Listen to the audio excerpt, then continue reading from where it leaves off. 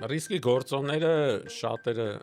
կարծում եմ գիտեն։ Ինչ փոխեց առողջության համընդհանուր ապահովագրությունը։ Ընտանեկան բժիշկների համար փոփոխությունը աշխատավարձի առումով դրական է։ Ինձ որ այդ հարցը տալիս են կձգի համակարգը, թե չէ, ասում եմ ես ինչ իմանամ։ Ապահովագրության ներդրումը նպաստել է նաև մրցակցությանը։ Ինչ ռիսկեր կա այդ ստացիների ընդունման մեջ։ Էսի լյարդինա վնաս, էսի չգիտեմ ինչ կլինի, իմպոտենցիա, նույնիսկ Հիվանդներում ասում են ընտրություն են ասին որ կվիրահատվեն։ մոռացեք այդ սովետական ձեր գիտելիքները փոխեք։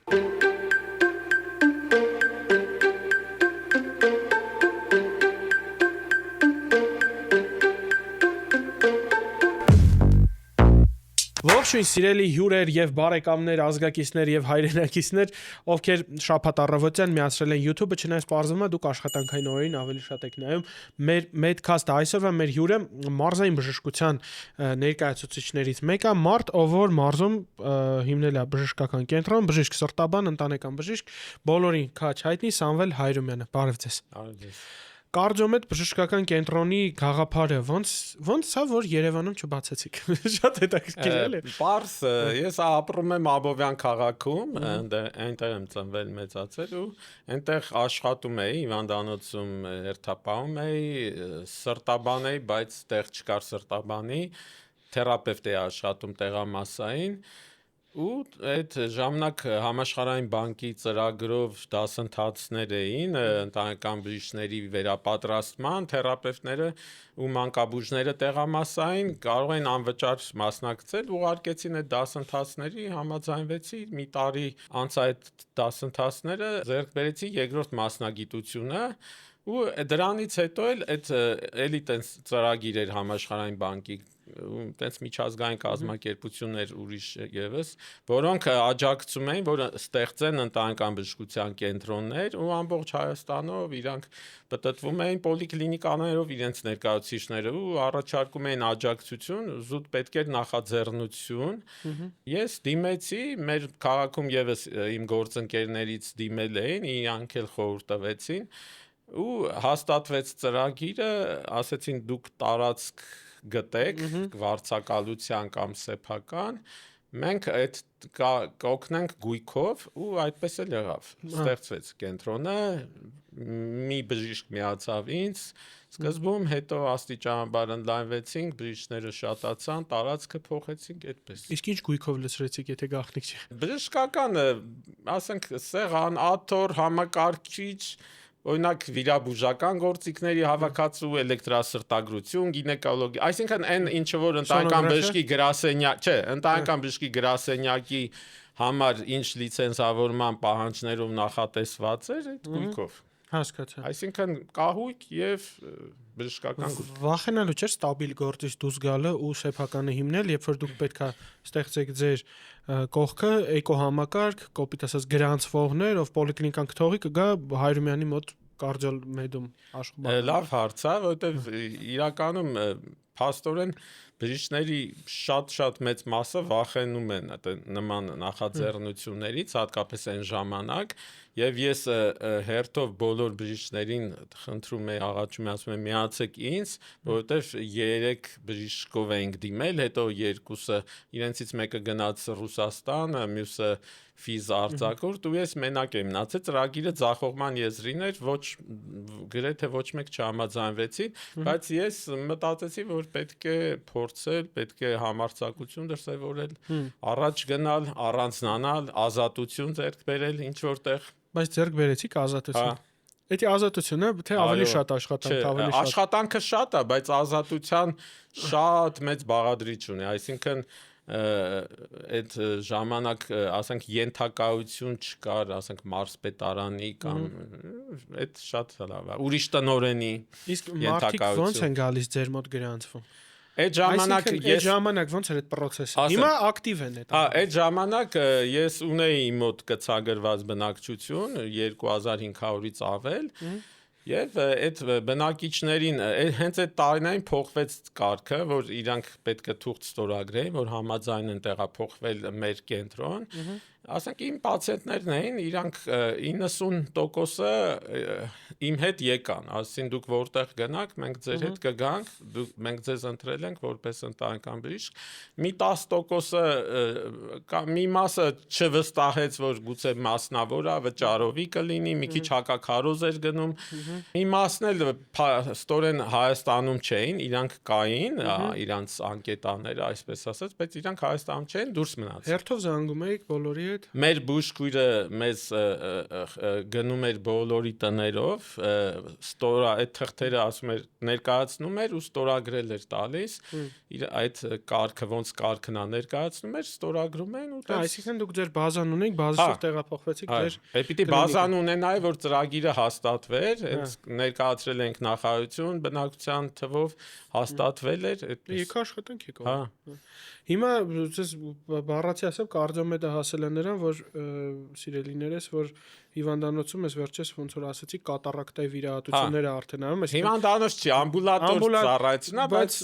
այսինքն աթոռ սեղան գրիչ EKG ապարատից հասել եք սարքավորում աչքի վիրահատության սարքավորումների։ Ավելացնեմ նաև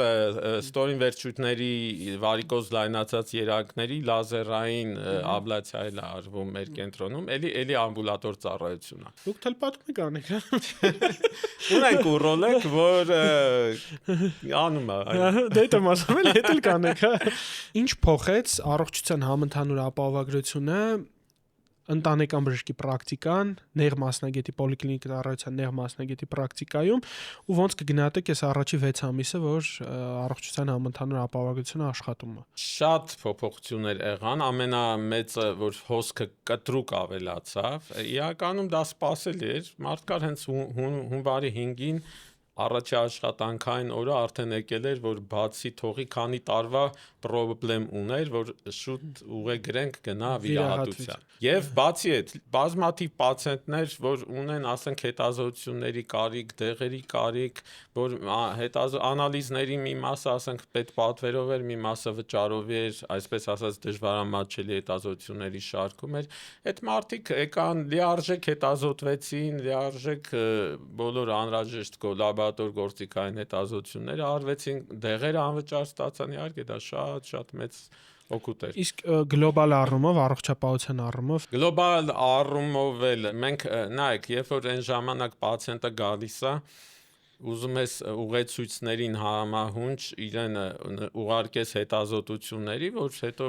բուժումը ավելի գրագետ լինի։ EKG-ում խնդիր կա, գտնում ես որ կորոնարոգրաֆիա։ Չէ, կորոնարոգրաֆիային միջև հասնելը գոնե էխոսրտագրություն կա, օրինակ խոլեստերինի ֆրակցիաներ, նման շատ հետազոտություններ պարզ, բայց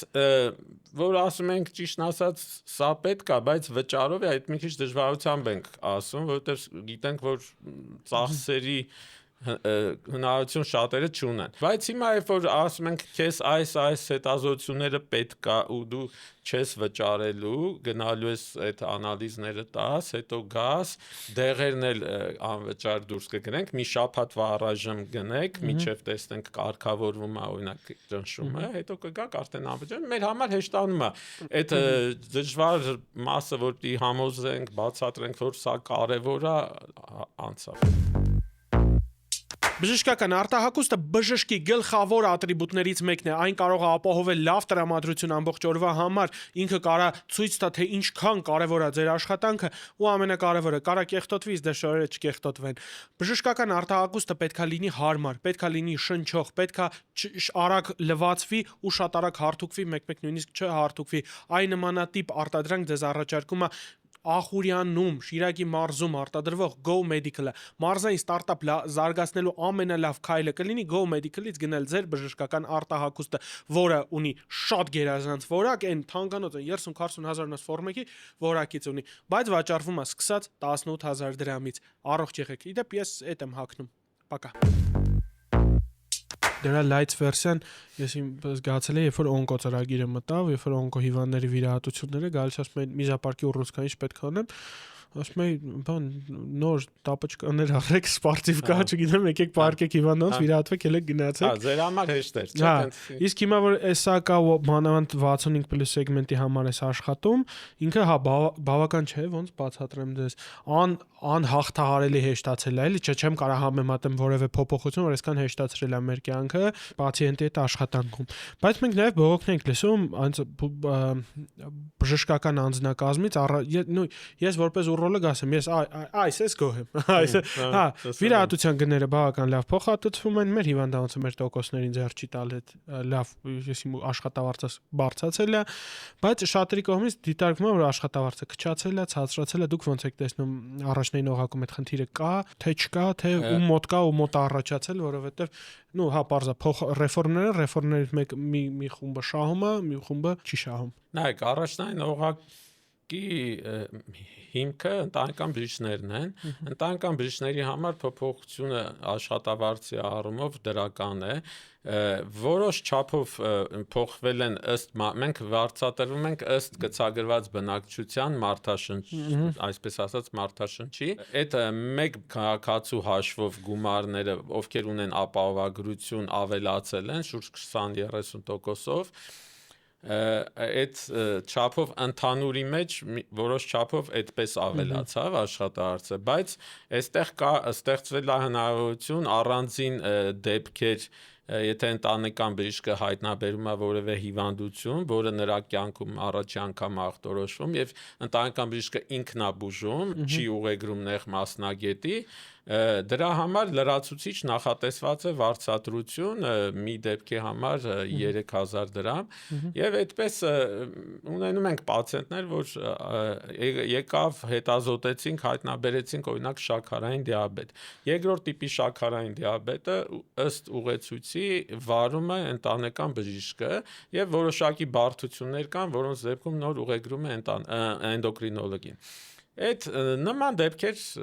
ամիսը մի քանի դեպք կլինի շաքարային դիաբետ, զարկիակային գերճնշում հայտնաբերեցինք եւ այլ հիվանդություններ ցանկ կա, որը նշված է ապահովագրության հիմնադրամի էջում։ Այդ ցանկից հիվանդություն հայտնաբերեցինք, մենք այդ դրա համար լրացուցիչ վճարում ենք։ Այդ մասով ավելացում եղավ եւ նաեւ ավելացում կա բոնուսային վարձատրություն ունեն ընտանեկան բժիշկները, ցուցանիշները ավելացել են, այսինքն եթե մենք ակտիվ իրականացնենք սկրինինգային հետազոտությունները զարկիակային գերճնշման, շաքարային դիաբետի, ուռուցքային հիվանդությունների, ինչքան շատ ընդգրկենք, այնքան բոնուսային վարձատրություն կլինի։ Այսինքն աշխատավարձը ընտանեկան բժշկի բարձրացել է։ Իսկ պոլիկլինիկ նեղ մասնագետները իրանք են ամենաշատը։ Նեղ մասնագետների մոտ մի քիչ էլի ըստ խորհրդատվության հստակ սահմանված վարձատրություն կա, երբ որ պացիենտը գնում է նեղ մասնագետի մոտ ընտանեկան բժշկի ուղեգրով, ամեն խորհրդատվության համար վարձատրվում է 3000 դրամ, եւ նաեւ հետագայում եւս այցելություններ կարա լինի խորհրդատվությունից հետո, որոնց համար ամեն մի այցելության համար 1000 դրամ։ Բայց դա մի քիչ խնդալու թվեր, չէ՞։ Դե նայեք, սկզբում որ նոր ներդրվեց, մի քիչ խնդիր կար Արմեդով ճիշտ աշխատել, ճիշտ ներկայացնել, թվերը մի քիչ լավ չէին հաշվառում, միջև ակտիվացավ Արմեդում շատերի օգտահաշիվները, միջև ակտիվացան, առաջի ամիսը մի քիչ տենց խառներ, բայց սա բերում է նրան, օրինակ մենք ունենք նեղ մասնագետներ, որոնք մի 3-4 տեղ են աշխատում, ասենք շաբաթը 2 օր գալիս են մեր մոտ, շաբաթը 2 օր ուրիշ կենտրոն, շաբաթը 2 օր հիվանդանոցում օրինակի համար, կամ կարա ինքը աշխատի հիվանդանոցում եւ նաեւ այսպես խորհրդատվություններ ընդունի, որպեսզի մի քանի տեղ աշխատելով լրացնի այդ բացը։ Իսկ առաջ այդ մասնագետները ավելի շատ գումար էին ստանում թե։ Առաջ նայեք, օրինակ Աբովյան քաղաքում կա Աբովյանի ԲԿ, որտեղ նեղ մասնագետները նաեւ ըստ մարդաշնչի են վարձատրվում։ Հիմա այդ մասը մի քիչ պակասում է, որովհետեւ այդ մարդաշնչին թողել են չափավորված բնակության չափով, բայց նաեւ լրացուցիչ ըստ խորհրդատվությունների իրանք հնարավորություն ունեն վարձատրվել։ Եթե էլի նպաստ ապահովագրության ներդրումը նպաստել է նաև մրցակցությանը, Այսինքն առաջ մենք եթե ուղեգրում ենք նեղ մասնագետի, օրինակ վիրաբուժի, ինքը պարտավոր պետքա գնար մոտակա պոլիկլինիկայի նեղ մասնագետի մոտ, ինքը հնարավորություն չուներ ուրիշ տեղ գնալ։ Հիմա ազատ ընտրություն է, ուղեգիրը բաց է, օրինակ ուրոլոգ ենք ուղեգրել, նա կարող է գալ Աբովյանի պոլիկլինիկայի ուրոլոգի մոտ, կարող է մեր ուրոլոգի մոտ գա, կարող է գա ձեր մոտ։ Արդեն նայած ինքը ում է ճանաչում, ում է ուզում, այսինքն այդ ազատ ընտրություն։ Այսինքն այդ ազատ ընտրությունն է, որ իթուլ կտա բժիշկները, այսինքն ավելի լավն է, կոպիտ ասած իր մոտ շատ ավելի մեծ հոսք ապահովի։ Դե հա, ընդհանուր առմամբ բոլոր ռեֆորմներից էլ որոշակի մաս դժգոհալնելու որոշակի բա, բայց սա հեղափոխական ռեֆորմ է, որովհետև ես էլի եմ ասում, այն մասշտաբը բուժօգնությունը, որ օրինակ ես մենակ ցուցաբերում եմ, ինքը նախորդ տարվա վրա 100-150%-ով աճել է։ Ես չեմ չա։ Այսինքն եթե ես օրինակ բերեցի ապրիլ ամսին 25 թվականի արել ենք 14 վիրահատություն, ապրիլի 20-ին post գրեցի Facebook-ում, այդ պահին արդեն 30 քանի վիրահատություն էին կարել, այդ ամիսը 40 օպերացիա վերջացավ, որովհետև մարդիկ արդեն գալիս են, հա գնամ, տենամ, գումար որ բանկը բանա, ասում հա մարդիկ կան նույնիսկ ասում ենք ասենք ԱԶ-ով է աշխատում, ասում դե գնա ապահովագրավաճառ, գնում հաշվապային, ասում խիչ ես մուծի ապահովագրավաճարես, գնա ապահովագրավաճարես մուծի, որպեսզի մենք կարողանանք բան անենք։ Հա, ինչ որտեղ դայև այո, նպաստեց, որ այդ մի քիչ է թաքնված բաներ կար, որ սևով, սպիտակով, չգիտեմ ինչ, հիմա շատերը իմանալով որ հնարավորություն կա, գնում են պահանջում են գործատուից, որ ամբողջ աշխատարարը ցույց տա, որպեսզի իրանք օգտվեն։ Հա, որտեզի իրանք օգտվեն ու շատերը հենց այդպես գալիս են ու օգտվում են։ Երկրորդ սկեպտիկ հարցը, որ առաջանում է ձեզ որպես կառավարող, հա, մասնագետի հետաքրքիր կձգի մեր համակարգը։ Նայեք, ես ենթադրում եմ, որ երբ որ դե չէ որ մենք նաև մեր աշխատարարներից գումարներ ա գնում, սպասվում է որ մյուս տարի ավելի շատ մարդ կընդգրկվի, չէ, որոնց աշխատարարը ավելի ցածր է, հետո երրորդ տարին բոլորը պիտի ընդգրկվեն, երբ որ այդ ինչքան բնակչություն ավելի շատ ընդգրկվի, այդքան մուտքերը կշատանա, իսկ մնացածը արդեն տնտեսագետների գործն է, որ հաշվարկները այնպես անեն, եթե որոշ իրավիճակներ կա, որ պետքա համավճար անել, այդ պիտի հաշվարկներ անեն։ Օրինակ դեղերի մասով շատ մեծ ծախս է գնում, ենթադրում եմ, որ մարդիկ օգտվում են, դա շատ լավ է, բայց շատ դեղերի դեֆիցիտ առաջացավ։ Պարզ դեղեր չկային ինչ որ շրջան։ Հիմա էլի եմ ասում, կարծում եմ դա ֆինանսիստները պիտի հաշվարկներ անեն, հասկանան ոնց կտեղավորվեն։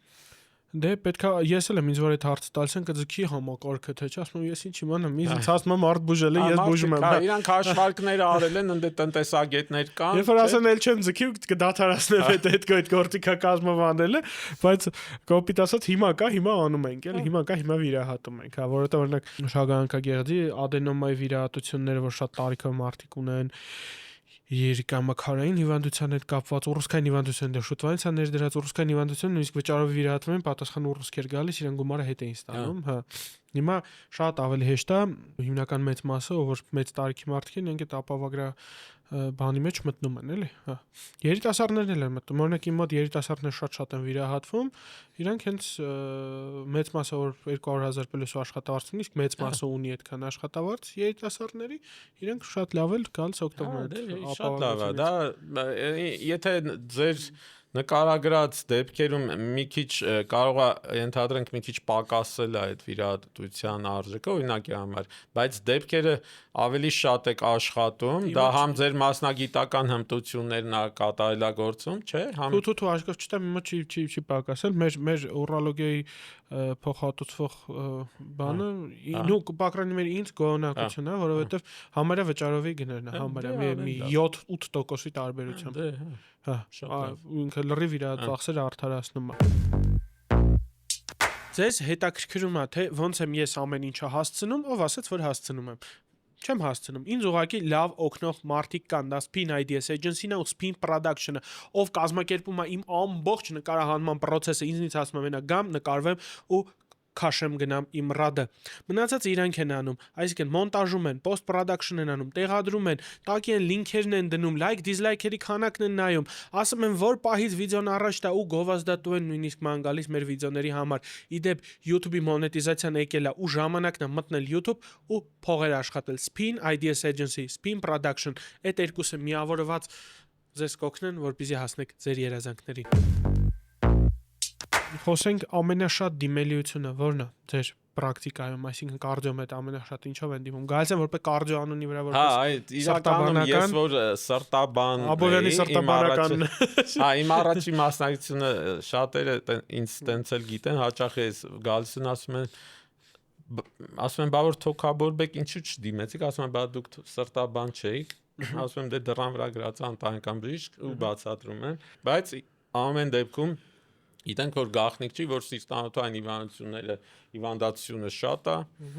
դիմելիությունն էլ շատ։ Որոնք են ռիսկի գործոնները, որ օրինակ բերում են մեր մոտ համատարած օրինակ զարգերակային հիպերտենզիայի։ Մեր երկրում ինքը շատ է հանդիպում, հիմա նաև երիտասարդների մոտ է չափից դուրս շատ։ Ռիսկի գործոնները շատերը կարծում եմ գիտեն, կերակրի աղը շատ ենք օգտագործում։ Մի հատ ամենապարզ տարածված ռիսկի գործոն։ Հայկական ռեստորաններում, սրճարաններ, որտեղ կերակրում են համով հայկական խորովածով, քյաբաբով, չգիտեմ ինչով, ես սովորաբար անուններ մի տվեք մոտս, բայց աղեն անում ընդունենք ու այսպես ասած բերանի համը քիմքը սովորը աղին գնում ենք խանութից հայկական արտադրության երշիկ, նրբերշիկ, պանիր, չգիտեմ տարբեր պահածոացված մթերքներ, աղիությունը շատ է, որովհետև մենք սիրում ենք։ Օրինակ ես մի անգամ տենց միջազգային տենց գիտաժողով էր Արգենտինայից կային բժիշկներ, ասում են մեր մոտ օրինակ այսպես արեցին աստիճանաբար այդ պատրաստի կերակուրների մեջից աղը աստիճանաբար պակասեցին, ժողովրդի քիմքը ընտելացավ ավելի քիչ աղին։ Այսինքն մի հատ կարևոր բաց այստեղ կա, որ ցանկալի է աղը պակասացնել։ Երկրորդ ծխելը շատ տարածված է, մեր մոտ գաղտնիք չի, որ դպրոցներում արդեն պատանիները շատերը ծխում են ցավոք սրտի։ Մեծահասակների մոտ էլի շատ է ծխելը, էլի կարևոր ռիսկի գործոն, շարժումների, որ հիպոդինամիա, որ քիչ են, ֆիզիկական ակտիվությունը պակաս է, գործերը ամեն օր գրասենյակային աշխատանքները շատ են, մարդը ամեն օր նստած սեղանին կամ համակարգչի առաջ ու քիչ է շարժում, քիչ է քայլում, էլի ռիսկի գործոն է։ Ավելորդ դա բերում է ավելորդ քաշի, ավելորդ քաշը ռիսկի գործոն է էլի։ Այդ ամեն ինչը ժառանգական նախատրամադրվածություն կա էլի նու չեմ ասի որ հայերի մոտ ավելի շատ է, բայց ամեն դեպքում ռիսկի գործոններից մեկն է, շաքարային դիաբետը ռիսկի գործոն է, նշված ռիսկի գործոնները դիսլիպիդեմիան, խոլեստերինի բարձր պարունակությունը։ Դիսլիպիդեմիայից խոսացինք, վերջերս ինձ մեծ կոմենտ էին գրել էին ինձ բժիշկը ստատիններ է նշանակել, բայց ես չեմ ուզում խմեմ, լիքը վատ բաներ եմ լսել ստատինների մասին։ Ձեր գծով չէ։ Չէ, իմ գծով չէ, ընդհանրապես մարդիկ ինչի պետք է ընդունեն ստատինները, նույնիսկ 1-1 մինչև կյանքի վերջ, ու որպես սրտաբան էլի, ու ինչ ռիսկեր կա այդ ստատինների ընդունման մեջ։ Նայեք, ստատինների վերաբերյալ միֆերը մի քիչ շատ են, ցավոք սրտի, ամենաշատը այդ մարդիկ իրար պատմում են, որ էսի լյարդին է վնաս, էսի չգիտեմ ինչ կլինի, իմպոտենցիա, նույնիսկ այդ դրա համար ասեն, որտեղ ձեր գծով այտենց խոսակցություններ է դա լինում, բայց իրականում դրանք միֆեր են, վիճակագրական տվյալներով լյարդի ֆունկցիայի խանգարումները շատ ավելի հազվադեպ են լինում, ավելի հաճախ կարա լինի մկանային ցավեր, մկանային թուլություն, դա էլի շատ տարածված չի, ամեն դեպքում եթե այդ կողմնակի ազդեցությունը հանդիպում է, դադարեցնում են որոշ ժամանակ անմիջապես անցնում է, հենց անդառնալի փոփոխություններ չի բերում։ Ընդհանրապես փոխում եք միքստը։ Կանք դեղը փոխենք, կանք որոշ ժամանակով դադարացնենք, տեսնենք ինչ անում, հետո այո, դեղը փոխենք, տեսնենք հետևանքը ոնց կլինի, պլյուս սննդակարգը մի քիչ ավելի խստացնենք, բայց իրականում ստատինները այն քիչ խմբերից են, որոնք շատ մեծ հետազոտություններ ունեն շատ ապացուցված հետազոտական տվյալներ, որ էականորեն պակասացնում են մահացու բարդությունները, սիրտանոթային պատահարները, ինֆարկտները, ինսուլտները, կյանքի տևողությունն են բարձրացնում արդյունքում, այնպես որ դրանք շատ կարևոր են, եթե բժիշկը նշանակում է պետքա լսել բժշկին, ուղղակի ցավոք սրտի էլի եմ կրկնում, հաճախ ամենաառաջինը դա են հանում պացիենտները, որովհետև դրա գանգատը իրանք չեն զգում, ասենք խոլեստերինի բարձր ցուցանիշը գանգատ չի բերում։ Դրա համար մտածում են դե նա ճնշման դեղը խմում եմ, լավ է ճնշում ես, ինձ լավ եմ զգում, էսի ինչի է։ Խմեցի մի ամիս հերիք։ Ու մի օր դոշի ցավով զարթնում է։ Հա։ Որովհետև նամանավանդ մարդիկ կան, որ օրինակ նիհար են, ես օրինակ լիպիդային պրոֆիլ շատ եմ ստուգում ես, էրեկտիլ դիսֆունկցիաների համար, այնտեղ տարբեր տեսակ, մեկ հիվանդին ցույց տալու համար, որ օրինակ իր ճարպակալում արդեն այնքան լուրջ է, որ ինքը պետք է գնա բարիատրիկ քիրուրգիայի, ինձ մեկ պետք է լինում այդ խոլեստերինի թիվը, որ ցույց տամ, հələ դու high risk-ի մեջ ես, դու այն խմբի մեջ ես, որ մոտակա 10 տարում սիրտանոթային պատահարի ռիսկը 20% ու ավելի է։ Մեկ հենց պրոստը զուտ ապացուցելու համար իրան մեկ այդ անալիզների կարիքը լինում է ու կապ չունի մարդու քաշը, ապրելակերպը եւ այլն, քաշի նվազեցումն ու առողջ ապրելակերպը 20-30%-ն է, չէ՞, մոդիֆիկացվում լիպիդների։ Այո, երբեմն ունենում ենք պացիենտներ, որոնք ամենալավ սննդակարգը պահում են, հետևում են, ավելորդ քաշ չունեն, քայլում են շատ, բայց իրանց նյութափոխանակությունը այդպիսին է, որ մի քիչ լիպիդները բարձր են ավելին, քան այն մյուսը, որը ավելի ավելորդ քաշ ունի, ամեն ինչ ուտում է, բայց իր լյարդը այդ առումով լավ է աշխատում։ Իդեալական ֆունկցիոնը օրինակ ես ավել քաշում եմ, շնորհիվ 25 կիլոյի հարել եմ արդեն, վերջերս եմ տվել լիպիդոգրամը, մի քիչ բխլն ցածր էր։ Մնացածը Իսկ ծխլն ցածր էր։ Ծխլն այն վատը ցածր էր, բխլն էլ էր ցածր, պետք է բարձր լիներ, էլի բարձր խտացել։ Դե կարևորը ծխլն էր ցածր։ Չէ, ծխլն լավ ցածր էր, medium risk-ի, low risk-ի տակ է, ես զարմացա, ասում եմ դե լավ է։ Ասես նայում եմ, կամ գլիկոզացված հեմոգլոբինից 4.8 էր, ասում եմ դե լավ է, ասենց։ Իսկ իմը օրինակ ես ավելորդ քաշ չունեմ, իմը մի քիչ նենց միջին սահմանային բարձրոտ էր։ Դա բանից է։ Խարիզմայից է։ Ես մի հատ անգամ Սա բիժան սա ներվերից է, հա։ Կամստանաս կանցնի։ Դե հիմա օրինակ նախընտրական շրջանը, հաղորդում որ նկարում ենք, ինքը ճիշտ ընտրություններից հետո դու զգոս, նախընտրական շրջանում ես մարդկանց մեջ լարվածություն եմ տեսնում, օրինակ այդ լարվածությունն էլ է, չէ՞, բերում օրինակ սիրտանոթային պատահար, ճնշման, չգիտեմ, տախիկարդիաների, հա։ Հիվանդներ ունեմ, ասում են ընտրությունն ասնին որ կվիրահատվում, տենամ ինչ ալdım։ Իմ լարվածությունը օրինակ ծանրաբեռնված աշխատանքով է, չէ՞, ընտրություն, եթե մարդը անդադ աշխատանքի մեջ է, ինքը շատ ժամանակ չի դարձնում, հա։ Բայց աչքի տակով հա, դա հետևում ես բնականաբար։ Հա, բայց ասում եմ այդ որ լարվածությունը իրան կա սպասում են ինչ որ կամ մարդիկ կան որ օրինակ աշխատանք չունեն, անդադ ինտերնետում ակնկալիքներով, իրանց մոտ էլ օրինակ այդ ստրեսը եւ այլն մեծացնում է այդ։ Հա, ստրեսը այդ ռիսկի գործոններում ես մոռացա նշեմ, ստրեսը շատ Այդ ռիսկի գործոն է այդ առումով։ Երևանում մեքենա վարելը խցանումները։ Հերիքում է Աբովյան քաղաքը, որ դուք հիվանդին լիարժեք սպասարկեք։ Թե կարիք ալինում Երևան ուղարկել ինչ-որ։ Հա, իհարկե։ Դե մենք կորոնարոգրաֆիայի կարիք եթե լինում է, բնականաբար Երևան ենք ուղարկում։ Համակարգչային շերտագրություն է մեր դե բնականաբար Երևան ենք ուղարկում։ Աբովյան քաղաքը։ Թոքաբանության կենտրոնում ոնց որ կատե կա արդեն, բայց այն մեր դե չկա։ Հա, կպած է դե 15 կիլոմետր է դա։ Դե չէ, այդ չի ուզում հաստատ մարզինք կա։ Օրինակ Վանաձորը,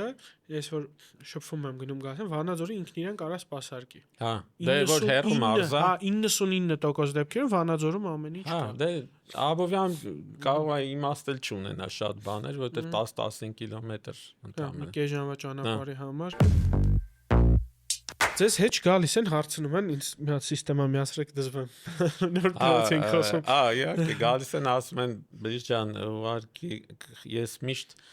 տարին երկու անգամ սիստեմա եմ ստացել, դա ինձ լավացնում է։ Ես չեմ ստացել ժամանակն է, խնդրում եմ ուղարկեք։ Իհարկե բացատրում ենք, որ մոռացեք այդ սովետական ձեր գիտելիքները փոխեք, ձեր բուժման հիմքը էս ամենօրյա ձեր դեղերն են, որ ամեն օր պետքա խմեք, որպեսզի կանխարգելեք բարդությունները։ Իսկ սիստեմաներով որ ստանում եք, մեծ մասը չունեն ապացուցված արդյունավետություն։ Հետո երակային բացատրում են, երակային ում են միացնում, եթե այդ դեղը մենակ երակային ճանապարհով է, կամ այդ դեղը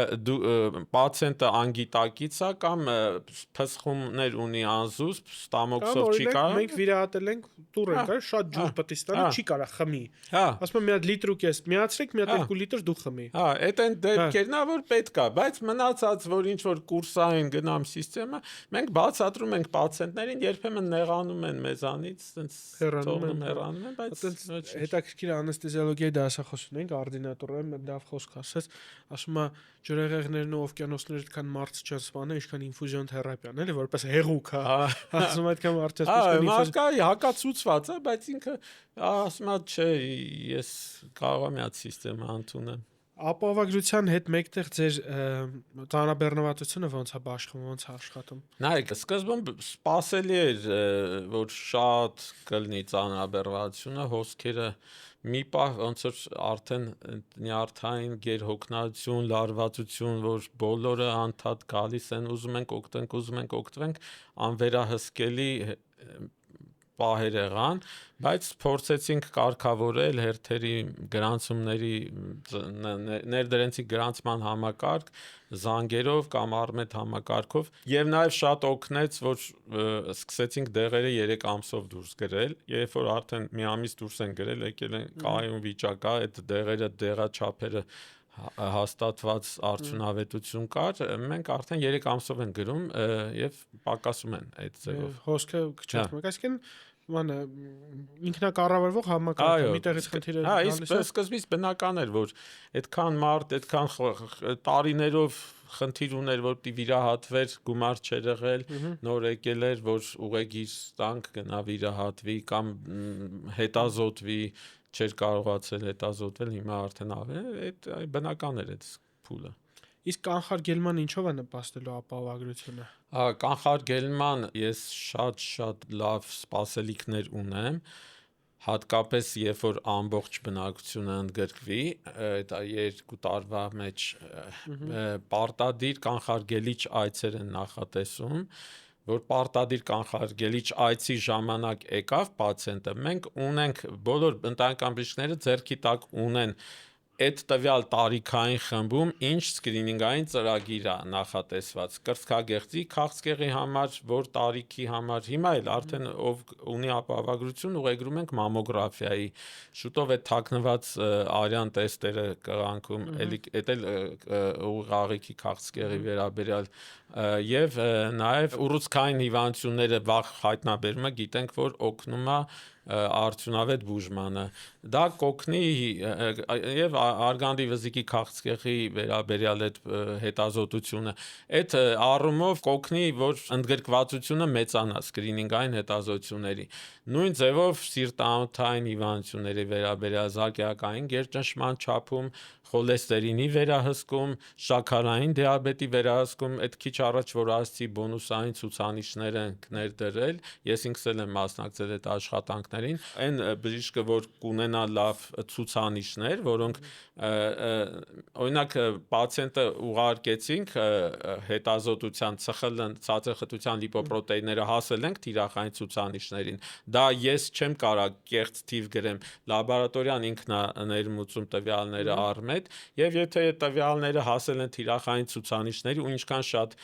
պացիենտներ ունենան սիրտանոթային հիվանդությունով, որը հասել է թիրախային ցուցանիշին, դա բոնուսային միավոր է տալիս։ Դիաբետի դեպքում գլիկոհեմոգլոբինը հասանք թիրախային ցուցանիշին, էլի բոնուսային միավոր։ Հիվանդների դիետան է բժիշկը վերահսկի։ Դե դիետան ու ճիշտ բուժումը, մենք պիտի հետևենք, հա։ Հիվանդին տեսնես որտեղ շոկոլադ ուտել, չես ամաչում, այս բոնուսի զրկում ես ինձ։ Դե ամեն դեպքում դա ինչ որ խթանա, որ նաև բժիշկներին ստիպի, որ